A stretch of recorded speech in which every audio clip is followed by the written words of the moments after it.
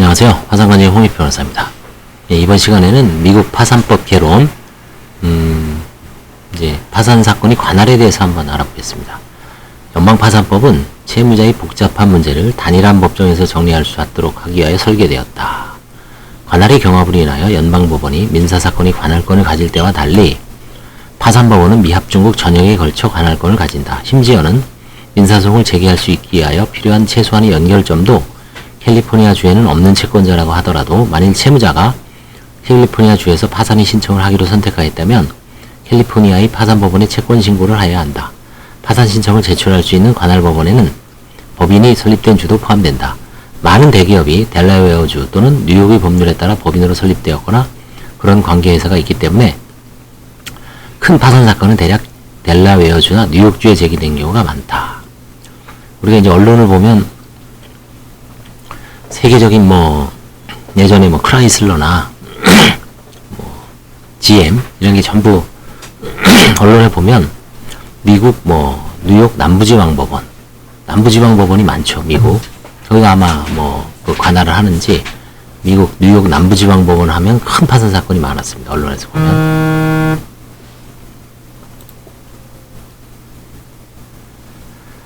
단일한 법정이라는 목표가 완전히 실현되는 것을 막는 제한이 몇 가지 있다. 판사는 종신직이 아니기 때문에 연방헌법 제3조는 파산 판사가 할 수 있는 것의 범위를 제한한다. 미국은 연방판사는 원칙적으로 종신직입니다. 근데 이 파산 판사는 13년인가 제한이 있어요. 임기가. 연방판사는 아닙니다. 그래서 종신직은 아닙니다. 임기제예요. 임기제. 제7자 수정헌법에 의해 배심의 재판을 받을 권리는 파산 절차에서 분쟁을 신속하게 해결할 수 있는 능력을 제한한다. 제11차 수정헌법에 의해 주정부가 누리는 주권면제, 사브린 임뮤니티도 주가 채권자로서 그의 권리를 주장할 때는 파산법원의 분쟁 해결 권한을 제약할지도 모른다. 이들 헌법적 제한을 각기 자세히 살펴보기로 하자. 18세기 영국에서는 대법관, 챈슬러가 대법관이 감독관, 커미셔너를 임명하여 파산재단을 수집하고 관리하는 직무 대부분 하게 하였다. 감독관들은 판사가 아니었기에 이들 감독관들이 행한 것은 사법권 행사로 간주될 수 없었다. 현대의 파산 판사들도 마찬가지로 파산재단이 관리를 감독한다. 이들은 종신직이 지명을 누리지 못하며 연방헌법 3조의 의미 내에서 사법권을 행사할 수 없다. 파산 판사의 조치에 불만이 있는 이해관계에는 파산 사건의 심리 관리에 중심적이 아닌 문제에 대하여도 연방지방법원이 처음부터 다시 심사하게 할 권리가 있다. 파산 판사는 연방판사가 아닙니다. 제7차 수정헌법은 보통법이 적용을 받는 소송으로서 다툼의 대상이 된 금액이 20불을 초과하는 것에 관해서는 연방법원에 배심 재판이 보장될 것을 요구하고 있다. 파산 사건에 있어 다수의 문제들은 특정인이 채무자에 대해 청구권을 가지고 있는지 여부의 문제를 포함하여 만일 파산 절차 외부에서 제기되면 보통법상 소송이 근거가 될 것이다. 그렇지만 그러한 모든 청구권이 배심 재판을 받을 권리를 발생하게 한다고는 당연히 말하지 못한다. 파산법원은 형평법원이 하나이고 파산 절차의 진행에 있어서 중심적인 문제를 결정하기 위하여 직권주의적 방법을 사용할 권리가 있다. 다른 행위, 예를 들어 제3자에 대한 부인권 소송 같은 보통법상의 권리로서의 성격을 그대로 부여하고 따라서 양 당사자가 판사가 분쟁에 대하여 결정하도록 하는데 동의하지 않는 한 배심에 의한 재판을 받는다. 28 U.S.C. 157조 2에 의하면 배심 재판을 받을 권리가 존재하는 경우에는 파산 판사는 연방지방법원 판사의 특별한 지시에 의하여만 또 당사자들이 파산 판사의 진행에 대하여 다시 명백한 동의를 한 경우에만 심리를 진행할 수 있다. 연방헌법은 파산 절차에서의 분쟁이 심리되는 법정에 다른 방식으로도 영향을 준다. 주정부 역시 단순히 채권자로 파산법정에 나타날 수 있다. 예를 들어 주정부는 채무자가 판매세를 빚지고 있다고 주장할지도 모른다.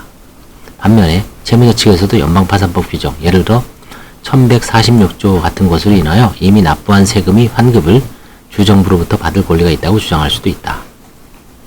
주는 제11차 수정헌법에 의해 보통소송으로부터 면제를 누리며 소송 당사자가 선택하는 법정으로 주를 끌어들일 능력을 통상적으로 제한한다. 그렇지만 이러한 한계는 얼핏 보는 것처럼 대단한 문제가 되지 않는다.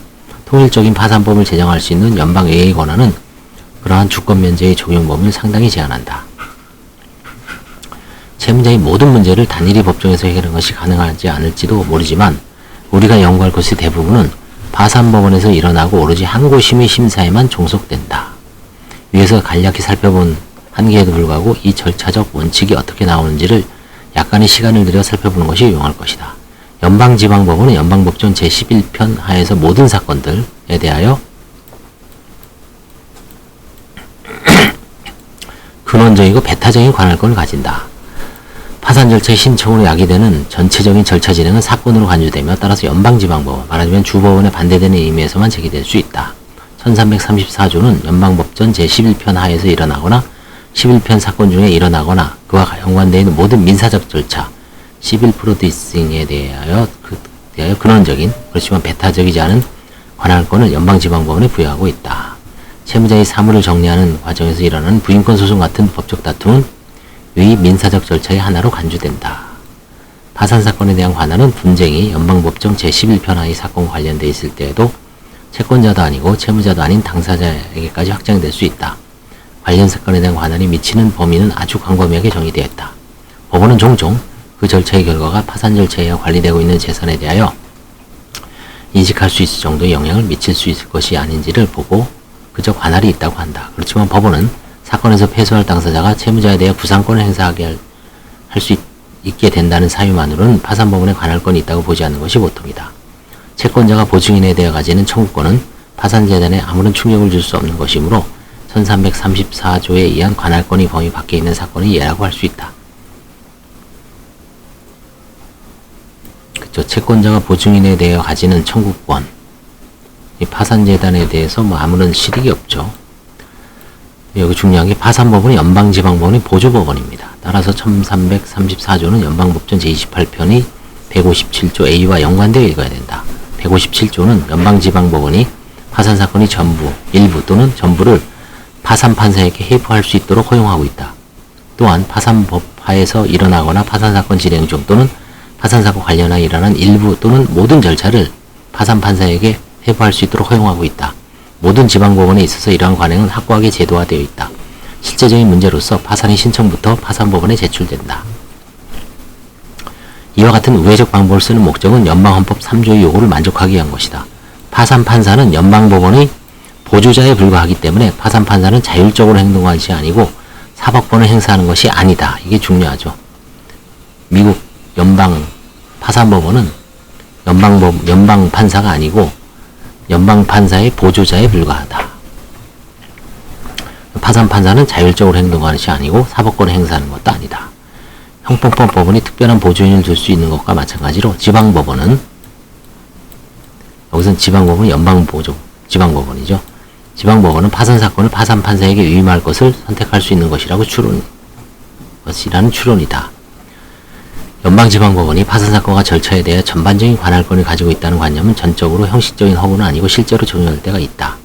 비록 모든 것이 일상적으로 파산법원에 회부되기는 하지만 157조 D는 상당한 이유가 있는 때는 어느 특정 사건이나 절차에서 그 일부나 전부에 관하여 파산법원에 회부해야 했던 것을 처리할 권한을 지방법원에 부여하고 있다. 지방법원은 스스로 직권으로 이의조치를 할 수 있고 당사자의 신청에 의하여도 할 수 있다. 지방법원이 파산 관련 분쟁을 심리하려고 하는 경우는 거의 없지만 중요한 사건에서는 사건이 회부를 철회하여 직접 심판하는 예가 있다. 소송 절차의 해결을 위해서는 연방법정 제11편과 주간 통상에 영향을 미치는 조직이나 활동을 유지하는 다른 연방법률을 한꺼번에 고려하는 경우에는 기한 내에 당사자가 신청하면 지방법원은 파산법원에 대한 사건 회부를 철회하여야 한다. 157조 D. 파산 절차 하에 있는 수도 없이 많은 분쟁이 당연히 주간 통상에 영향을 주는 연방법에 대한 고려를 수반하기 때문에 이 조항은 좁게 해석되어 왔다. 법원은 실질적 중요성이라는 기준을 사용하여 왔다. 제기된 쟁점이 연방법이 중요한 해석을 요구할 때만 회부의 처리가 필수적이고 제기된 문제가 특정한 사건에 대한 연방법의 기계적 적용에 불과한 때는 처리하지 않는다는 얘기죠. 그냥 파산부에서 한다는 얘기죠. 파산법원에서. 지방법원이 그렇게 직접 심리하는 대상은 복잡한 재정법의 적용 범위에 관한 어려운 논쟁이 될 수 있지만 그러한 경우라고 할지라도 지방법원은 157조 C1에 의하여 파산법원에 사실의 확정과 법률의 결론에 대한 파산법원의 의견을 제출하라고 사건을 환송할 수도 있다고 합니다. 연방법원은 마음대로 하는 거죠. 일단 사건이 파산판사에게 회부되면 많은 결정에 대한 불복은 지방법원이 항고심에만 전속하게 된다. 157조에 의하면 파산판사는 그들에게 회부된 파산법 하에서의 모든 사건을 심리하고 판단할 수 있고 연방법정 제28편의 158조에 의한 항고심의 불복심사를 받는다. 여기서 사건, 케이스라고 하면 기술적인 의미로 사용되고 파산신청이 제출로 개시되는 절차만을 가리킨다. 채무자가 파산 절차를 겪어나가는 와중에 발생하는 분쟁은 부수 절차이다. 그런데 이러한 부수 절차가 사건의 관리에 중심적일 때는 파산판사는 다시금 항고심의 불복심사를 받게 된다. 핵심적 부수 절차는 계획의 인가, 파산재단이 관리에 관한 문제 및 재단에 대한 청구권의 시인 또는 부인에 관한 문제가 포함된다. 157조 B2는 핵심적인 부수 절차의 목록을 포함하고 있지만 이 목록은 망라적인 것도 아니고 정확한 것도 아니다. 연방법원이 스턴 마셜 사건에서 명백히 발표했듯이 150조 B2가 핵심적 부수 절차로 정의하고 있는 일부 절차는 연방헌법 3조가 신분을 보장하는 판사에 의한 전면적인 심리를 필요로 한다. 이들 중에는 제3자에 대한 반소가 포함되고 또 부인권 소송이 포함된다. 그와 같은 상황에서는 파산법원은 다른 비핵심적 문제에서 그것과 마찬가지로 사실의 인정과 법률적 결론을 이른 제시할 수 있다. 그것을 지방법원은 전면적으로 새로 심리하게 된다. 157조 C2는 지방법원이 158조에 의한 불복심리가 보장된다는 조건하에 당사자의 동의를 받아 절차의 진행을 파산판사에게 해부할 수 있도록 허용하고 있다. 연방법전 제28편 158A에 의하면 연방지방법원은 파산법원이 종국 판결, 결정 및 명령에 대한 불복을 심리할 수 있는 권한이 있다. 최고로 존경받는 파산판사가 심리하는 대형사건에서도 동의가 일상적으로 이루어진다. 이와 같은 동의가 파산부 판사의 사법권을 행사할 수 없는 단점을 취하기에 충분한 스턴 마셜 사건과 같은 사건에서 노동된 문제점은 대략 사라진다. 158A 문면은 혼란을 야기한다. 이 조항은 지방부 판사에게 항고를 심리할 관할권을 부여한다. 이 표현은 마치 파산 판사가 고유의 관할을 보유하고 있다는 것을 묵시적으로 함축한다. 그렇지만 주석서에 나오는 법에 의하면 당사자들의 동의에 의하여 사물 관할을 창설하지 못한다. 그 결과는 당사자의 이해관계를 넘어서기 때문이다. 주법원은 관할권을 가진 판사의 판결에 복종하여야 한다. 관할권을 가진 법원은 집행영장을 발행하여 그 명령을 강제하기 위하여 주 정부의 강압적인 수단을 동원할 수 있다. 당사자들은 중재에 동의할 수 있지만 중재이들의 판정은 지방법원의 인정을 받아 등록하기 전에는 단순히 말일 뿐이다. 현 상태를 옹호하는 사람들은 1333조에 의하면 사물관할권이 연방지방법원에 항상 존재한다고 주장한다. 파산법원은 연방지방법원의 방패하에 활동한다. 이게 핵심이죠. 파산법원은 연방지방법원의 방패하에 활동한다. 파산법원의 결정은 실질적으로 지방법원이 결정한 것이다. 파산법원의 사건부와 지방법원의 사건부 사이의 구분은 전적으로 형식적인 것이다.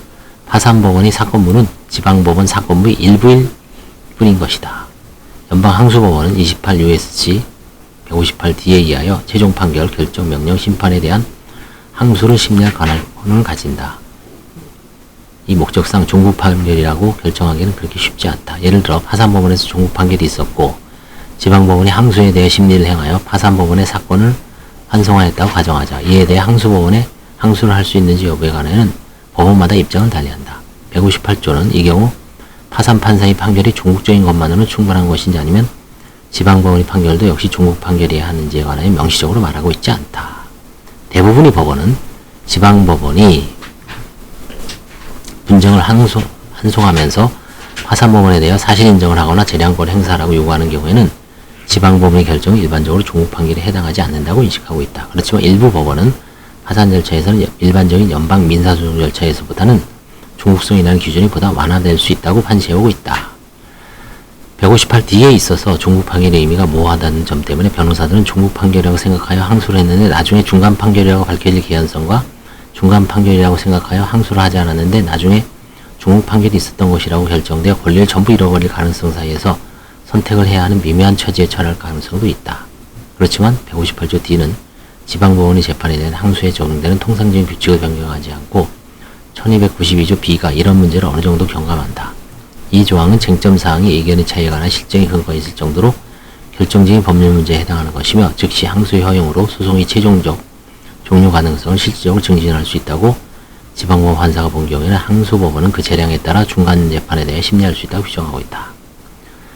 그렇지만 파산법원이 판결에 대한 불복 재판이 가능하다고 보는 것은 상당히 오도적이다. 불복을 심리하는 데는 상당한 시간이 소요되고 파산 사건이 있어서 대부분의 기업이 문을 닫아야 하는지 아니 또는 경영진이 영업을